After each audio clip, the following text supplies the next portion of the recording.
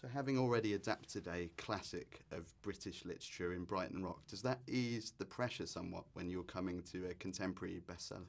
Yes, because I was suitably horsewhipped for having the temerity to do that. So having a writer who's alive and who can tell you that he really loves your adaptation is a definite relief compared to writing under the ghost of Graham Greene. Any novel in adaptation has its particular set of challenges, but with this, is it structure is the main thing, given that you have this weave of lies and half-truths and confabulated truths, and just making that make cinematic sense?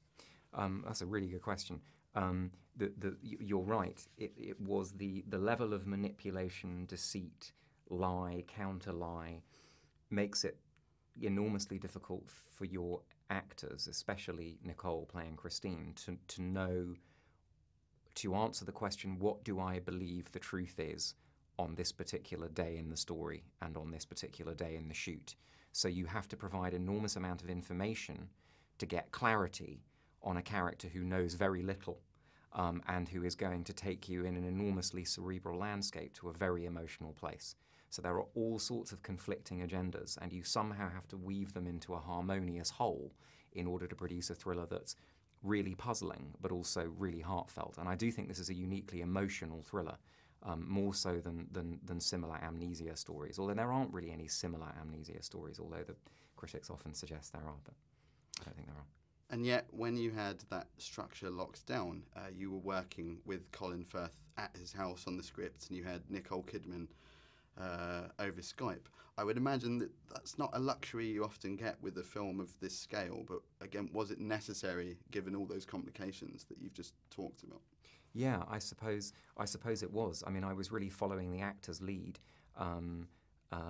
They made themselves available to go through the script line by line, and I had the opportunity not just to tweak and tailor the wording for their characters, to add a nuance here, to take away a smoother bump there, restructure a scene, to alter an emphasis, but it meant that I was building a rapport with them as the man that was then going to be on set, asking them to stand a little bit to the left, which is basically all I had to do, because they're extraordinary actors, and really my job was to not get in their way. Your producer got hold of an early proof of this book, set up a meeting with the author, S.J. Watson.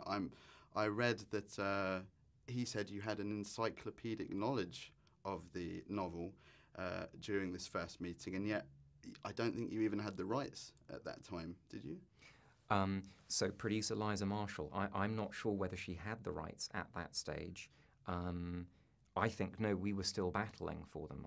I don't think we technically had the rights until Steve decided that we were the filmmakers to adapt his novel. So it was just a question of doing an enormous amount of homework in preparation for success or failure, and hoping that Steve would choose us. And can you tell me a little bit about that homework? Besides reading the book, was it multiple reads, and were your notes already quite extensive? Yeah, I think, I do what I do because, I mean, I make films because I sort of have a disease where I have to do it. I mean, I don't do it out of choice, and I don't do it because the pay is great, because at my level it isn't, and I don't do it for great reviews because I don't always get those. So it's just a compulsion, and that means, reading Steve's book, it's like a sort of nervous tick. My screenwriting mind starts breaking it down. I start seeing it as scenes. I've a radar for plot points that work or don't work, and I guess I put all of that in a file. But to be honest, I don't think it was anything I said that impressed Steve. It was the size of the file and the fact I have multicoloured labels, something like that. Well, let's talk a little bit about that process of breaking the book down. Are you the kind of guy that would use index cards and track the through lines, the emotional through lines of the various characters, particularly with something like this? Yes. Okay, so I've tried dry wiper boards, I've tried index cards pinned on cork boards. In the end, I'll sort of go with whatever's available. I don't really have an MO. The idea is just to get clarity, so any way that I can. You made some really, I thought, smart, fundamental and very functional changes. The most obvious one being that the written journal is a video diary now. Was that one of the first things? Yes, that was a decision we made probably on the first draft of the screenplay.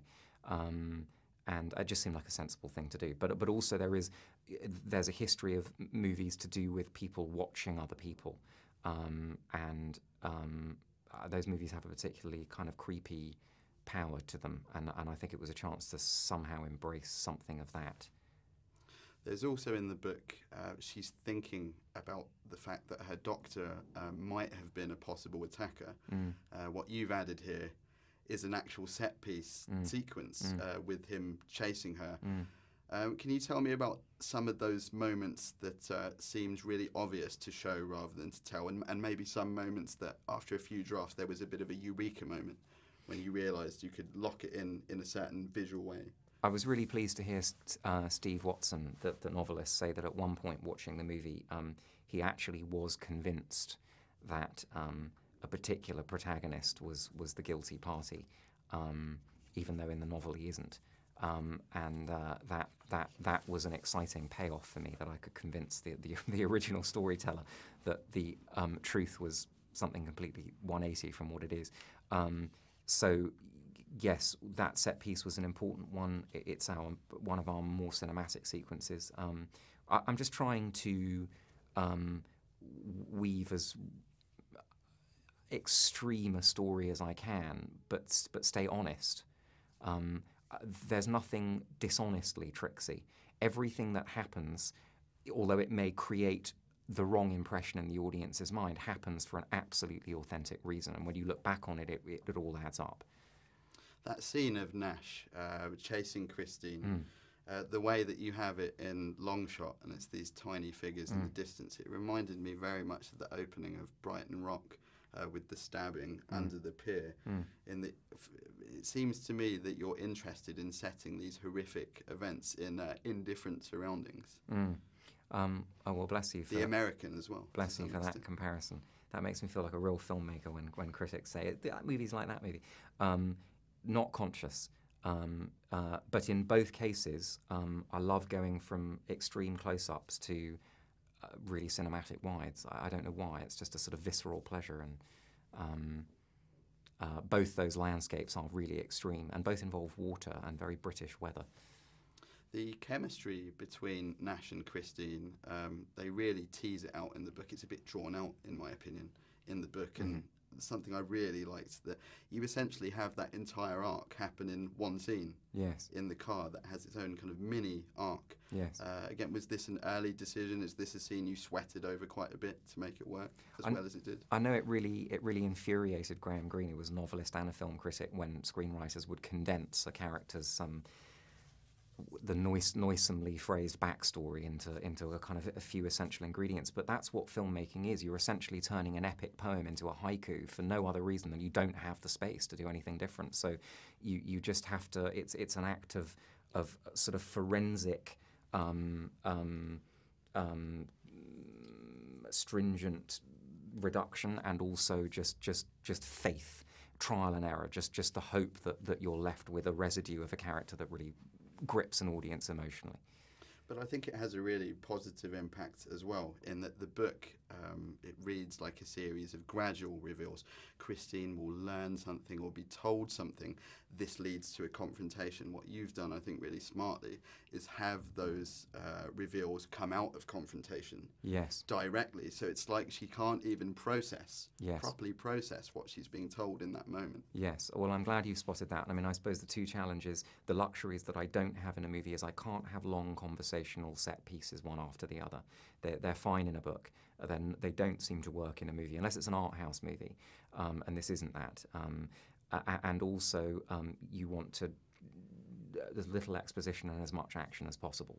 I don't know why. It's just a movie cliche, but it definitely seems to be true.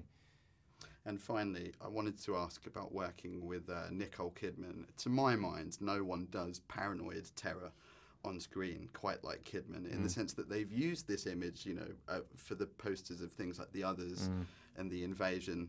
But I think what she's been able to do, it is a bit of a tick that she does, but she's tapped into something I noticed in the book. There are lots of descriptions about how Christine feels like a trapped animal.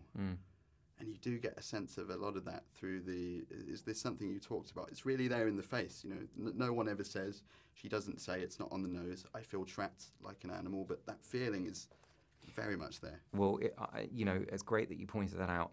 I don't have long analytical conversations with actors because there's no quicker way to kill the emotional immediacy of what they're feeling than my coming along and trying to analyse it.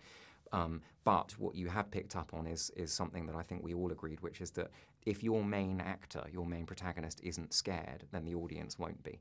So how that actor mysteriously draws on fear and what fears they're drawing on is none of my business. In fact, the mysteriousness of it is what makes it so powerful. But I certainly experienced on set, watching her from standing beside the camera or on the monitor, a woman who appears to be feeling exactly what she appears to be feeling, but I mean really feeling it. And I don't know how actors do that. That's the sort of sacred magic of it all. It's amazing.